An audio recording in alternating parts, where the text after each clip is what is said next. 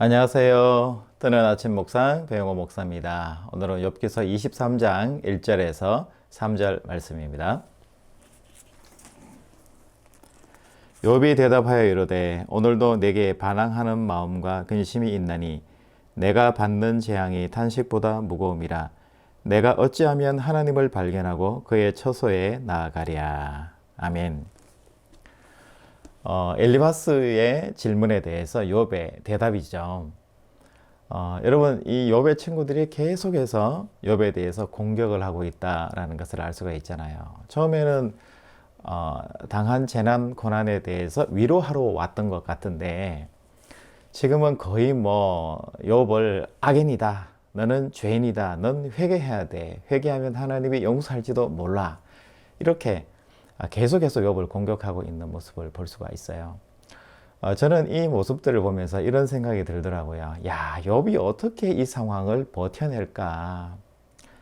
아무리 이 상황이 맞고 이야기가 맞다 할지라도 또 세상 사람들이 이야기하는 율법의 논리를 가지고 또 친구들이 자기를 공격해 나갈 때 나니까 이런 이야기 해주는 거야 라는 그런 의미로 욥에게 좋다고 또 이야기를 할 때, 근데 욥의 마음속에는 틀렸다라는 확신이 있고요.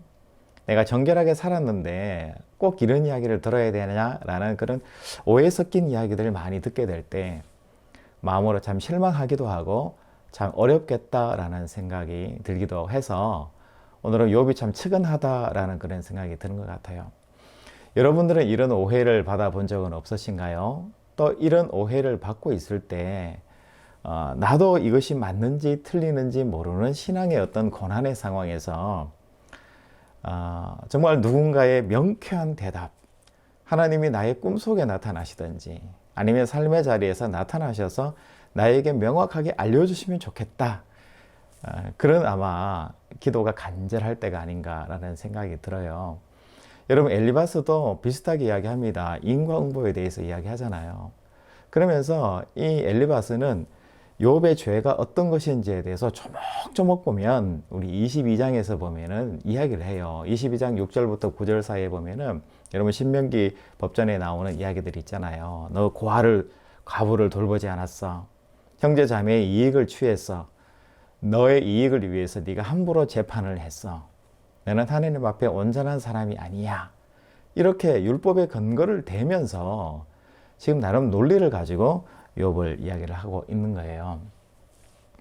그런데 여러분, 이 소발도 마찬가지고요, 엘리바스도 마찬가지고, 이 사람들이 욥에 대해서 정죄를 할 때 그 정죄의 내용이 어떤 내용이냐면 욥의 삶을 관찰하지 않은 결과예요. 근데 이들이 이런 비판을 하는 이유는 결과론을 이야기하는 거잖아요. 왜냐하면 인과응보니까요.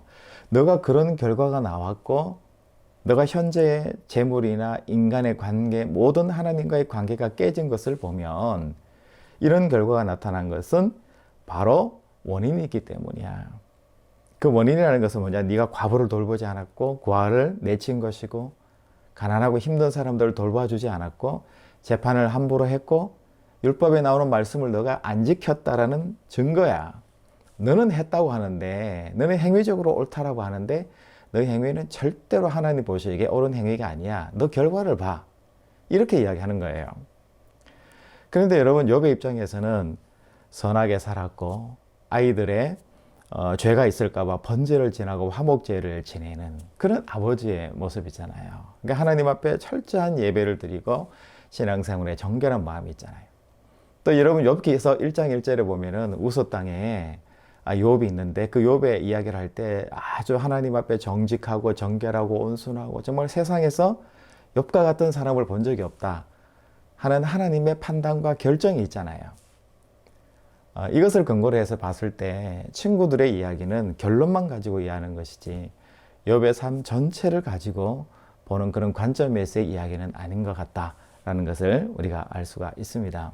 그런데 여러분, 이런 어려운 상황 가운데에서 욥은 어떻게 버텨나갔을까? 욥의 변론, 대답에 의해서 우리는 한번 찾아볼 수 있는 것 같아요. 여러분 특별히 23장 2절 말씀을 우리가 한번 보면 오늘도 내게 반항하는 마음과 근심이 있나니 내가 받는 재앙이 탄식보다 무거움이라. 3절 말씀이 결정적인 말씀인데요. 내가 어찌하면 하나님을 발견하고 그의 처소에 나아가랴. 여러분 하나님 발견이에요. 욥이 여기까지 버틸 수 있는 신앙의 이 질곡을 버틸 수 있는 유일한 방법이 뭐냐면 하나님 발견이라는 거죠. 여러분 신앙이라는 것이 뭘까? 결국 하나님을 발견해 나가는 거잖아요. 23장 10절에 보면은 그가 나의 길을 아시나니 그가 나를 단련 훈련하신 후에 내가 순금같이 나오리다. 여러분 잘 알고 계시는 말씀의 구절이잖아요. 이 훈련 과정이라는 거예요. 하나님을 알아가는 과정이다. 이 과정 속에서 하나님을 조금씩 내가 알아가고 또 고백하고 하나님 알게 되고 내 삶 가운데서 하나님을 발견할 때 그 속에서 신앙이 버텨나가는 거죠. 그러면서 매듭을 지어가면서 내 신앙이 커간다는 것을 알 수 있습니다. 여러분 요셉 이야기를 아시잖아요. 요셉이 애굽에서 어떻게 버텼을까요? 노예로 끌려간 그 애굽에서 어떻게 신앙 안에서 버틸 수 있었을까라는 생각을 해보게 돼요. 여러분 애굽이라는 곳은 히브리인들이 유대인들이 생각할 때 이방 땅이고요. 하나님이 없는 곳이잖아요. 하나님이 없는 곳에서 신앙인이 어떻게 하나님이 있다라고 착각을 하면서 살 수 있을까예요. 사람들의 통상적인 상식 안에는 이방 땅에는 하나님이 없어요. 왜냐하면 거기는 제사도 없고 예배도 드릴 수 없는 곳이기 때문에 하나님이 있을 수 없는 곳이라는 거죠. 하나님이 없는 곳에서 요셉이 살아내는 거예요. 그런데 요셉이 어떻게 살아낼 수 있었을까요? 신앙이 있었으니까, 어릴 때 아버지로부터 훈련을 잘 받았으니까. 저는 그거 아닌 것 같아요. 그 야곱의 아버지의 그 방랑하는 수많은 이방 땅을 돌아다녔던 그 고난의 인생을 요셉도 이야기를 통해서 들었을 거 아니에요. 그러면서 아버지가 그렇게 우리의 신앙 이야기를 들려주시면서 예배드리면서 그런 이야기 해주셨는데 이 아버지 이 야곱이 이방 땅을 두루두루 쫓겨다니면서도 그곳에서도 하나님을 발견하고 그곳에서도 예배드렸던 아버지의 그 이야기를 요셉도 들었을 거라는 거죠. 그러면서 요셉은 이방 땅이지만 어쩌면 하나님이 계시지 않을까? 여기도 하나님이 계시면 내가 예배 드리면 되지 않을까? 라는 마음으로 하나님이 계시다, 하나님을 발견하는 마음으로 하나님이 여기 계시다라는 확신을 가지고 요셉이 삶을 살았기 때문에 나중에 하나님이 여기도 계시다라는 고백을 요셉이 할 수 있는 것 아닌가 싶어요. 여러분 요즘 성경 통독을 저희들이 하고 있는데요. 우리 이성은 목사님 중심으로 성경 통독을 하는데 에스더서를 어제 읽었습니다. 그 에스더의 핵심 주제가 뭐냐면 하나님이 없는 이방 땅에서 신앙인이 어떻게 살아갔는가에 대한 내용이에요. 성경 곳곳을 읽어봐도 하나님이라는 단어가 하나도 안 나와요. 그런데도 성경책입니다. 그 이유는 우리가 어느 곳에 있든지 간에 하나님을 발견하면 그곳이 예배 장소가 되는 거고요. 그곳이 하나님의 나라가 된다는 것을 성경책에서 가르쳐 주는 것 같더라고요. 여러분, 중요한 것은 하나님 발견입니다.